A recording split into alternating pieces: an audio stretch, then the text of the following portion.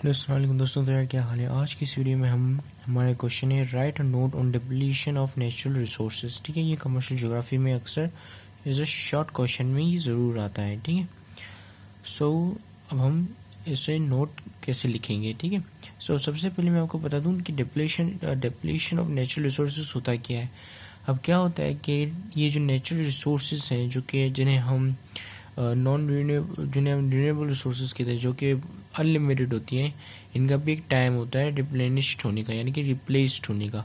अगर आप उसको उसके टाइम रिप्लेसमेंट टाइम से पहले इस्तेमाल करोगे तो उसका मतलब कि आप उसे डिप्लीट कर रहे हो। ठीक है, इसकी एग्जांपल आप बिल्कुल इस तरह ले सकते हैं कि फॉर एग्जांपल सपोज करें कि आपके पास एक बैंक अकाउंट है। ठीक है, आपने उसमें 1000 डिपॉजिट फिक्स डिपॉजिट डलवाया है।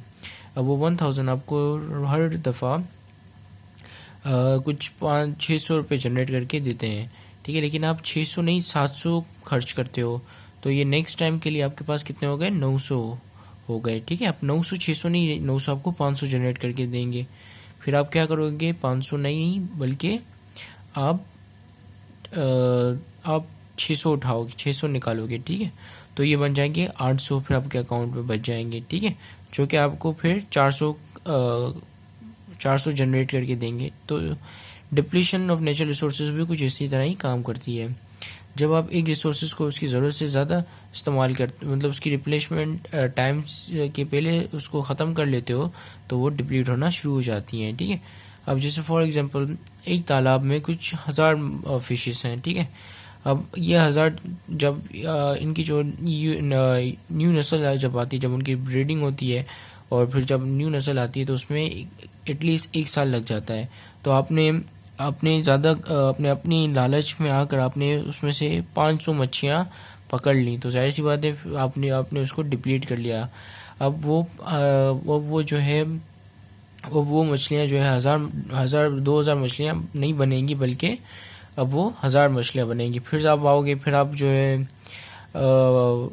600 निकाल लोगे, उसमें से मच्छियाँ निकालोगे, फिर सिर्फ 400 के अंदर ब्रीडिंग होगी, और फिर वो 400 जो कि 800 बजाएंगी। फिर आप जो है आप जाकर 700 निकाल लोगे, फिर 100 के अंदर ब्रीडिंग होगी। इस तरह कर करके वो मछलियाँ ख़त्म हो जाएंगी। ठीक है, तो इस प्रोसेस को हम कहते हैं डिप्लीशन ऑफ नेचुरल रिसोर्सेज।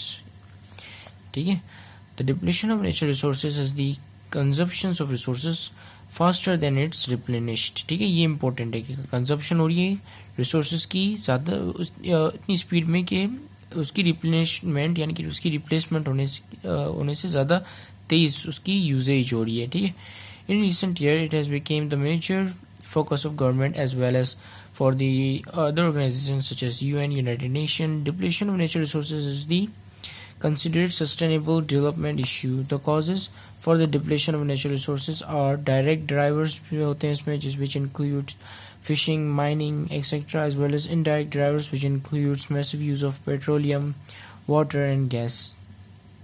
तो डिप्लेशन बेसिकली ये काफ़ी इशू बन गया है। किसका इशू, गवर्नमेंट्स के इश्यूज बन गए हैं। इस पर यूनाइटेड नेशन का इशू बन गया है, क्योंकि अर्थ की जो कैपेसिटी है प्रोड्यूस करने की, हम उस कैपेसिटी से ज़्यादा उसको यूटिलाइज कर रहे हैं। ठीक है, यानी कि हम पुश कर रहे हैं अर्थ को कि भाई हमें और प्रोड्यूस करके दो।